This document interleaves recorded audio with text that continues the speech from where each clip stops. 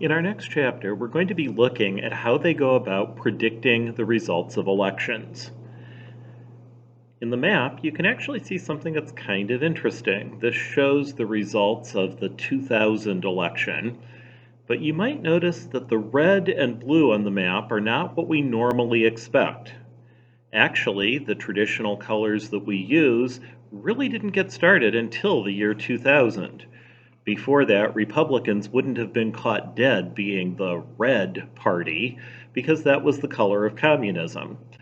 Usually, the networks would just arbitrarily choose something, but after the controversial race in 2000, things became standardized about how they are now. So today we're going to take a trip back through time. You may remember that back in 2012, Barack Obama and Mitt Romney ran for president. What you probably didn't know was that during that election, all the TV networks and both campaigns knew by 3 p.m. that Obama had won the election. But 2012 is far from the only election that people knew the outcome of before the votes were counted. Back in 2008, when Barack Obama and John McCain ran for president, the networks knew by 11 a.m. what the outcome was going to be. That was a year of a big recession, and almost everyone was voting for change. We can go back even further. In 2004, when George W. Bush ran against John Kerry for president, everybody in the media knew by 4 p.m. that Bush would be the winner. And we can go back to 1996, where a much younger Bill Clinton ran against Bob Dole for president. The networks knew by noon that Bill Clinton would be the next president. While the networks often know the results early, they always wait until about 8 o'clock Central Time to actually make a prediction of who's going to win the election. That's because people are still voting in many states until that time. Here in Iowa, we're still voting until 9 o'clock at night, and, well, if you live in Hawaii, too bad for you. It turns out that in every single election in my lifetime, with one notable exception, the TV networks have known before the evening news went on the air who the president was going to be. That was even true in the last election, when the exit polls showed that Trump would win the electoral vote, but Clinton would win the popular vote. That's exactly what happened, and the networks knew it well ahead of time, but many of them didn't really believe that result and didn't want to report it.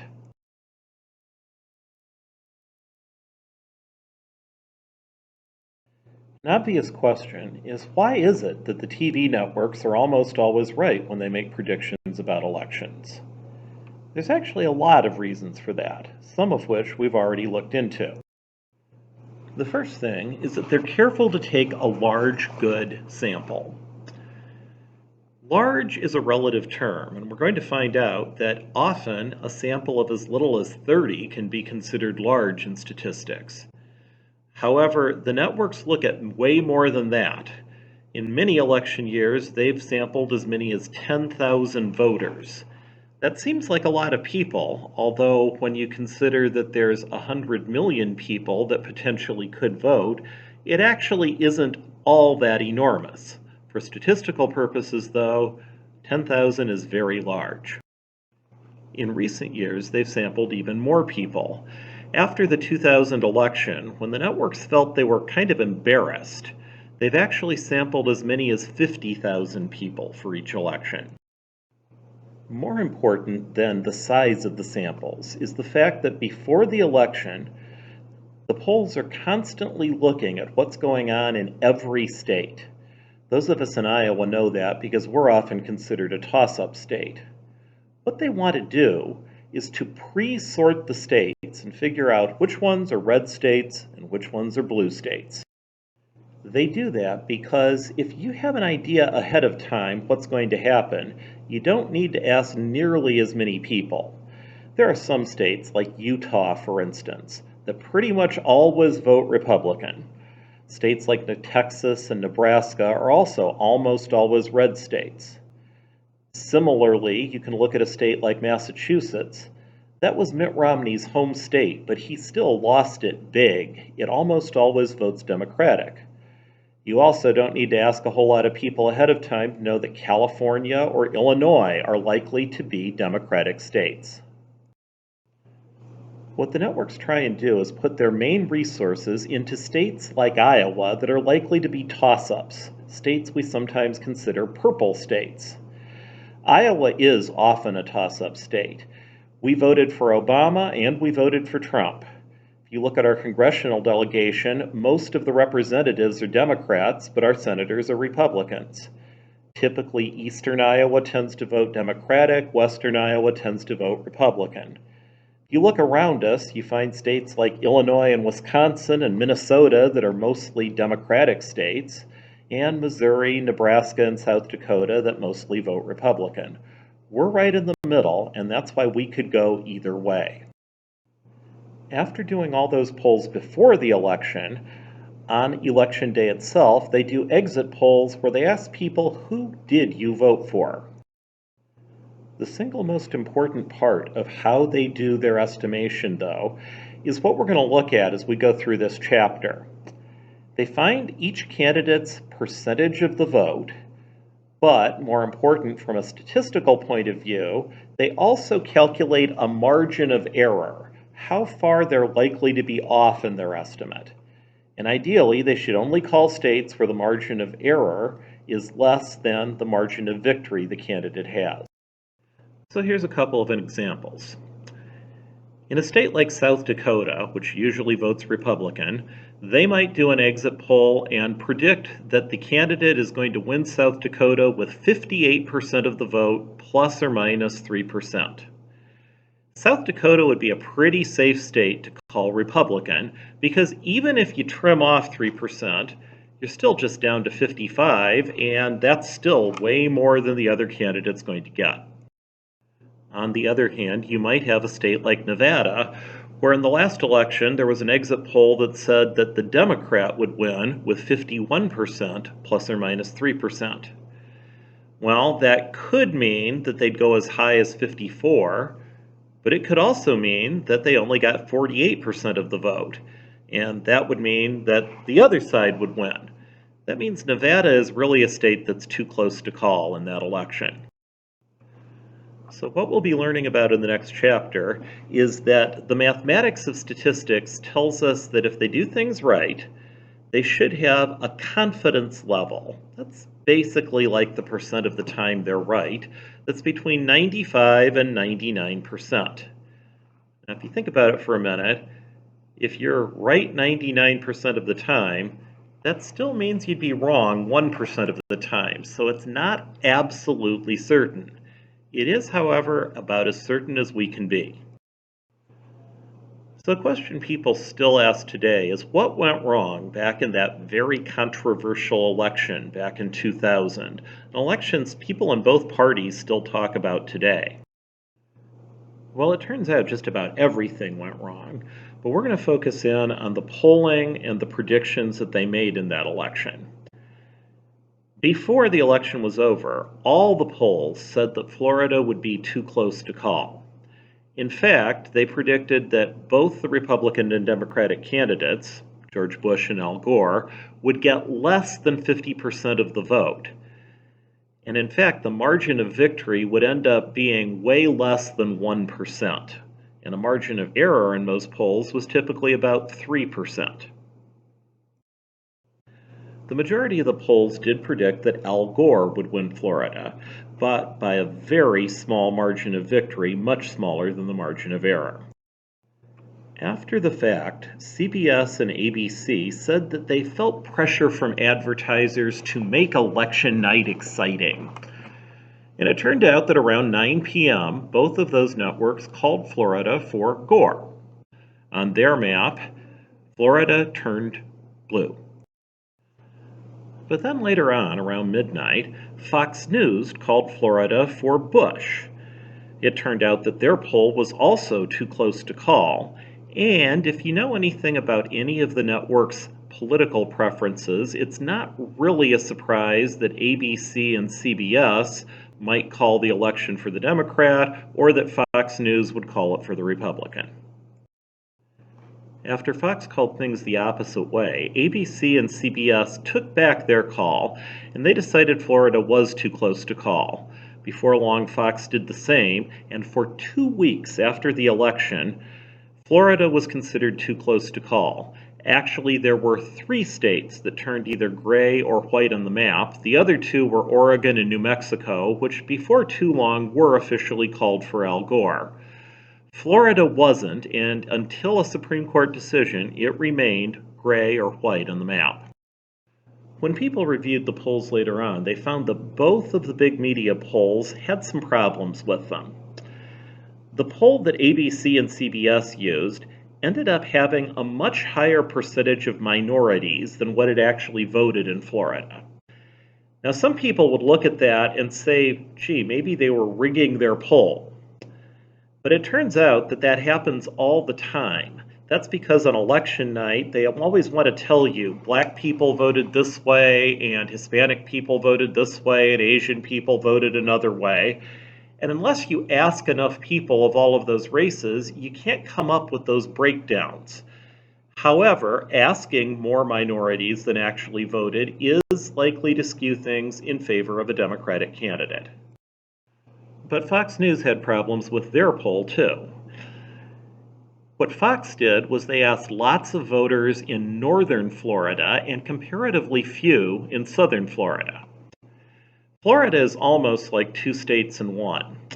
The northern part of the state is very close to where I went to grad school down in Hattiesburg, Mississippi, and northern Florida is the deep south. Northern Florida tends to vote very heavily Republican.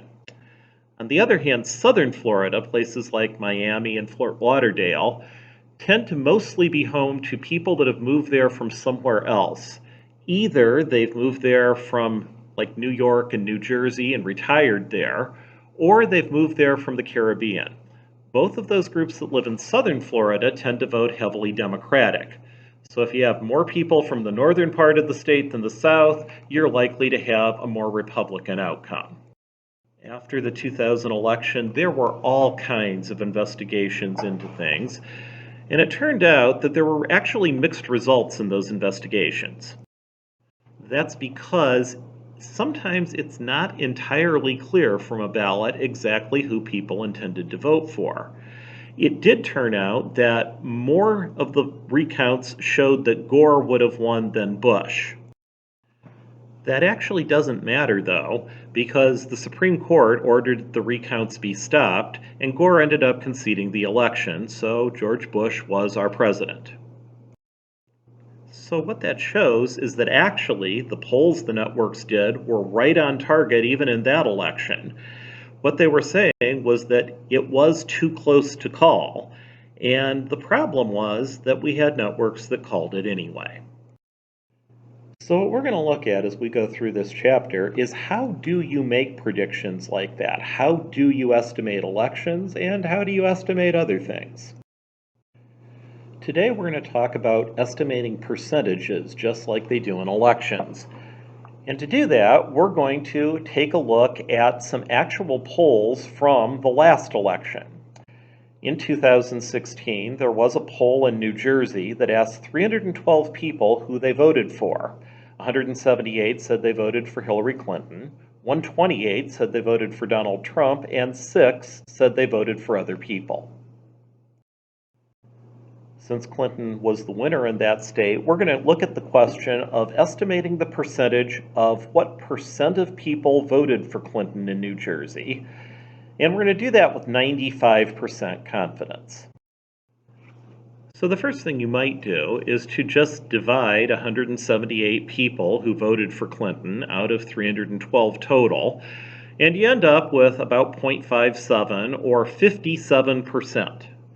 This is the number that all the TV networks and all the newspapers would put in big headlines saying 57% voted for Clinton. It's what we officially call a point estimate. And it is the most important number, although statistically there's some stuff that's missing from just saying 57%. The important part in statistics is what we call a confidence interval. And to do a confidence interval, you need to get out your calculator. And what you want to do is go to Stat, and then we're going to go to the one place in the Stat menu we haven't been before. We're going to go over to Tests. So Stat, Tests. The kind of estimate we're going to do is what's called a 1 proportion z interval, which looks like 1 prop z int. And to get there, you have to scroll down quite a ways. It's choice A on a TI-83 or 84, and it is important that you pick 1 prop z int, not the one above it that says 1 prop z test. So 1 prop z int. You'll scroll down there and then hit enter. The calculator is going to ask you to input 3 things. It's going to ask for X, N, and sea level. Here, X is just the number of people that said they voted for Hillary Clinton, which is 178. N is the total number of people that were sampled. Here, that's 312. And sea level is the level of confidence, which is basically always given in a problem. In this problem, that's 95%. On a TI-83, which is what I have for the PowerPoint, you have to put 0.95, although on 84s you can get away with just typing 95 and it'll automatically put the decimal in there. So you need how many out of how many total, and then what's the confidence level.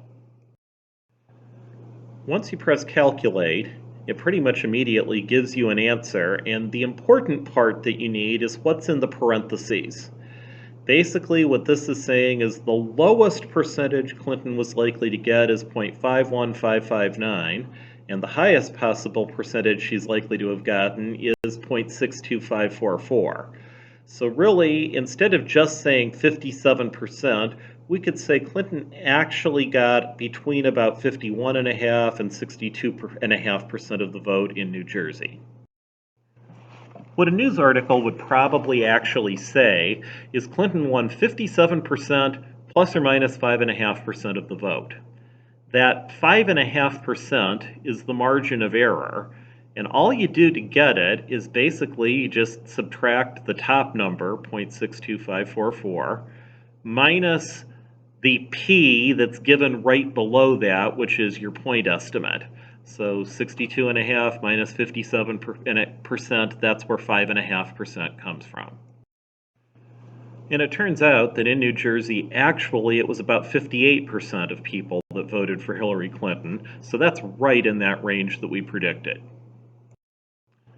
So let's look at another example, again from the 2016 election. Here I've got some results from Alabama, and I want to see if you can put those in your calculator and come up with a result. Again, you want to go to Stat, Tests, and 1 prop z interval. You can see that we have a state where 73 people voted for Clinton, 132 for Trump, 7 for other candidates. That makes a total of 212 voters. And we want to do a 90% confidence interval. We'll leave this going for a few seconds for you to enter all of that information.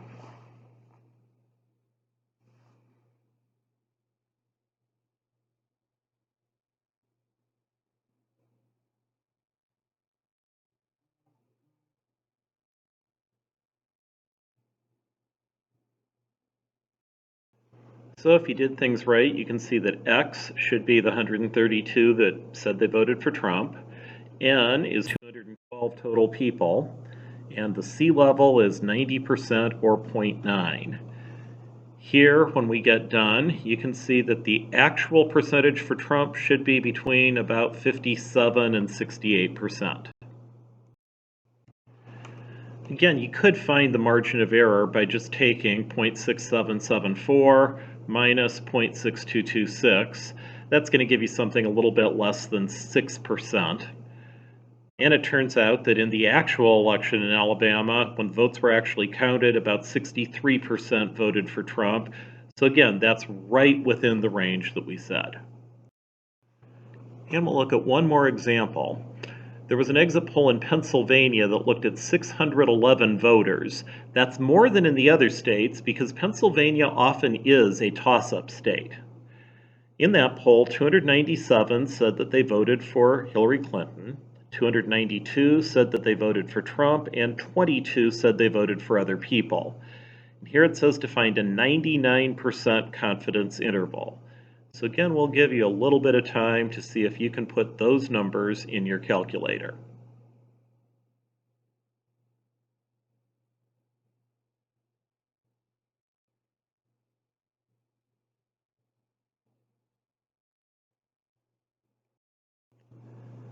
And again, on this problem, you can see what the inputs are for X, N, and sea level. And when you get done here, we get a big range on this. We end up that it's between 43 and 54%, which is a pretty wide range. We have a point estimate of 0.486 or about 49%, but you could go down a lot or up a lot, and depending on which way it swings, either of the candidates could actually win. Since it overlaps 50%, this is not a state that the networks should call. It turns out that in the actual election, both of the candidates got less than 50% of the vote. They both got about 49% of the vote in Pennsylvania. And Trump ended up winning by 45,000 votes out of more than 6 million that were cast. So that really was an extremely close election. I want you to remember the basic idea of how you enter those. You want to go to Stat, Tests, and choose one proportion Z interval. As we go through the rest of this chapter, we'll be looking at some of the other interval estimates, but one prop Z interval is what we're doing now. Put in your numbers, how many had the characteristic it's talking about, how many total, and what's the level of confidence. And then you go ahead and the numbers in parentheses are your interval estimate. You'll be doing a worksheet and a quiz that do involve interval estimates, so hopefully things will go okay with that and you'll get through everything all right.